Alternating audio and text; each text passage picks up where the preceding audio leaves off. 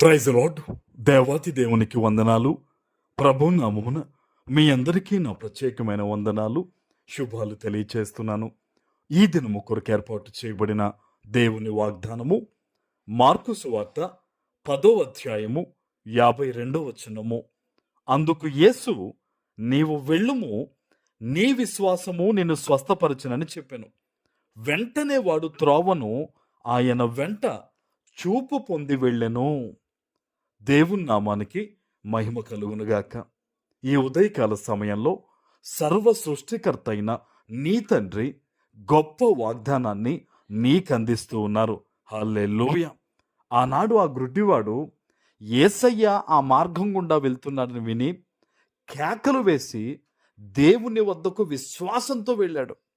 వెళ్ళిన ఆ వ్యక్తిని దేవుడు అద్భుతమైన రీతిలో గుడ్డివాడిగా యేసయ్య దగ్గరికి వెళ్ళాడు.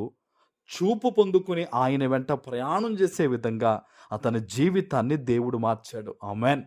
ఈరోజు ఎక్కడి నుంచి ఈ వాగ్దానాన్ని వింటూ ఉన్నావో, ఏ ఏ విషయాల్లో నీవు గ్రుడ్డివానివైపోయి, ఒకవేళ ఒక తెలిసి తెలియని పొరపాటు వల్ల వ్యాపారంలో నష్టం వచ్చి, ఉద్యోగంలో ఎదుగుదల లేక, కుటుంబంలో కొన్ని సమస్యలతో ఏ ఏ పరిస్థితుల మధ్య నీవు బాధపడుతూ దుఃఖిస్తూ ఉన్నావో, ఈరోజు నీకు శుభవార్త.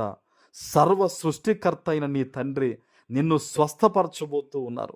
అద్భుతమైన రీతిలో నీ కుటుంబంలో ఉన్న సమస్యలన్నీ తొలగి దేవుని వెంట సాక్షిగా ఈ రోజు నుంచి నువ్వు నడవబోతూ ఉన్నావు. ఆమేన్. హల్లెలూయా.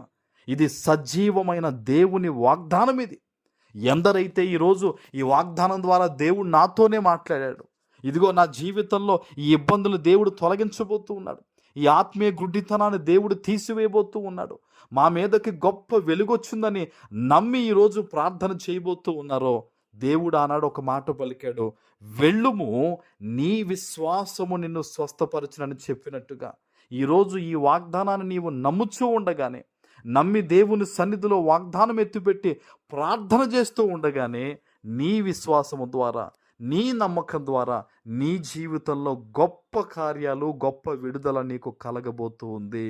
ఆమేన్.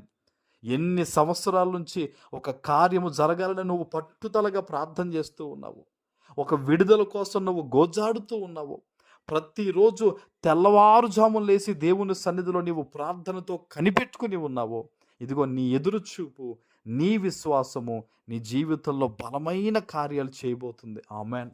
ఏమండి, గుడ్డివాని జీవితం ఎంత భయంకరమండి. మరి అలాంటి వాని జీవితంలో అతని యొక్క విశ్వాసం ఎంత గొప్ప విశ్వాసమో చూడండి.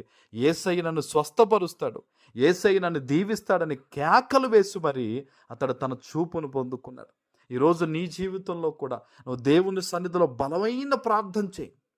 అది జరుగుతుందా జరగదా అన్న అపనమ్మిక నీకొద్దు. నా దేవుడు వింటాడు, నా దేవుడు నన్ను స్వస్థపరుస్తాడు, నా దేవుడు నా మనవ ఆలకిస్తాడన్న ఒక నమ్మకంతో, ఒక విశ్వాసంతో నువ్వు ప్రార్థన చేయంతే. నీ బలమైన ప్రార్థన, నీ నమ్మిక కలిగిన ప్రార్థన తప్పకుండా నీ జీవితంలో చాలా మంచి దినాలు నీవు చూచి అనుభవించే విధంగా దేవుడు జరిగిస్తారు. ఆమేన్. దేవుని సన్నిధిలో నుంచి వస్తున్న వాగ్దానాన్ని నిర్లక్ష్యపరచొద్దండి, చులకనగాడు చూడొద్దండి. భయభక్తులు కలిగి దేవుని వాగ్దానాన్ని మీరు విని, వాగ్దానంలో ఆ చేస్తున్న ప్రార్థనలో మీరు ఏకీభవించి ఎప్పుడైతే దేవుడు నాతో మాట్లాడారని మీరు నమ్ముతారో, ఖచ్చితంగా ప్రభు యొక్క ఆశీర్వాదాలు ఈరోజే మీరు పొందుకుంటారు. ఆమేన్. ప్రార్థన చేసుకుందాం. పరిశుద్ధుడా, ప్రేమ కలిగిన తండ్రి, మీకు వందనాలు.